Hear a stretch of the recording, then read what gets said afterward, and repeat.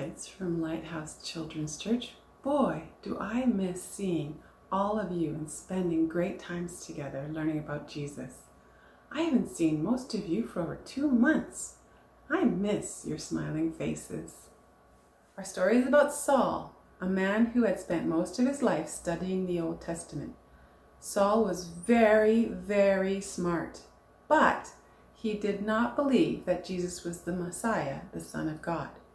So he was an angry man. He wanted to hurt the people that loved Jesus.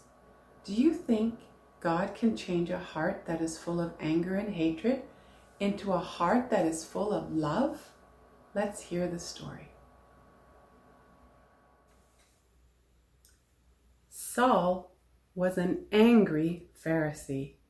He did not trust Jesus. Saul hated Jesus, and he hated Jesus' friends. Saul went from house to house in Jerusalem looking for Jesus' friends. He dragged them out of their homes and he locked them up in jail. One day, Saul met with other people who hated Jesus.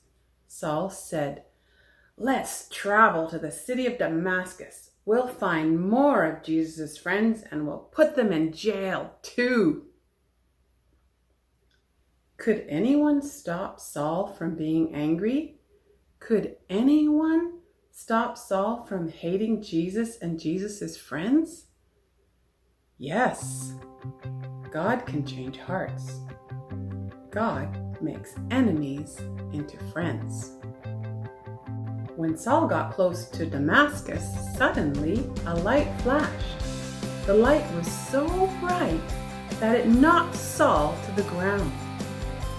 Saul heard a voice calling him from the light. "Saul," the voice said, "Saul, why are you hurting my friends?" It was Jesus' voice. Jesus told Saul to go into Damascus and wait. Jesus would send someone to tell Saul what to do. Saul obeyed Jesus. He went to Damascus. A man named Ananias came to him. Ananias loved Jesus. Saul said, "I'm sorry. I was wrong to hate Jesus' friends. I met Jesus, and now I love Jesus too." Your arms of love amaze, how they rescue and they save, and they call to glory's gates, all the lost,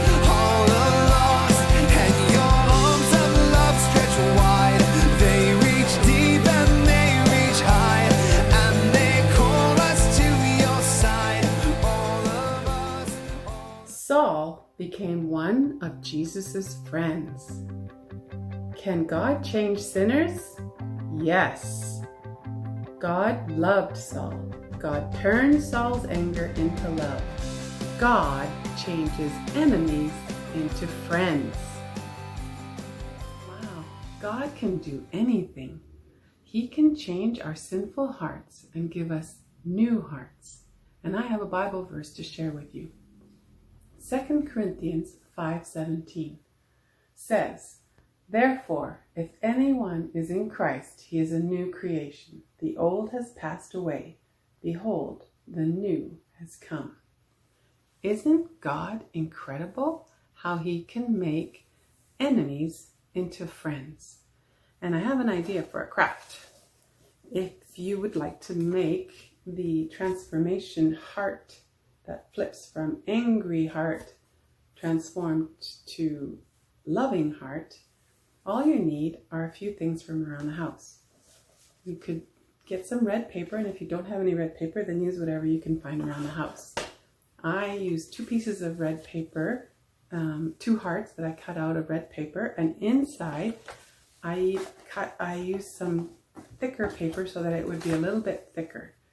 And it's important that you draw the angry face with slanted eyebrows to show anger and a frown, and the other side has a happy face and these little these little spots on the cheeks to show happiness and joy, like in the Bible story that I read to you, is made out of white paint, and I used a rag to dab it on because I wanted it to look just like the story. And then I added a string. I punched a hole in and I added a string, and it should be able to fit over your head. And the reason why I want you to put it over your head is because I would like to challenge you on my second idea, is for you to do a skit and tape it. Maybe get mom or dad or someone to videotape it, and you can send it in to us at Lighthouse. There's a link that you can send it to us so that we can see what you come up with. And I think it would be really fun. So here's the things you need for the skit. You need one person to be Saul, and you need another person to be Saul's friend who takes him by the hand when he's blinded by the light. And that person can also be Ananias, the man who comes to visit him in Damascus. You need, like I said, you need a teenager or an older brother and sister or an adult to videotape you. And then you play the story that I read to you, or you could read it out of Acts 9. Somebody could be reading as a narrator the story out of the Bible, out of Acts 9.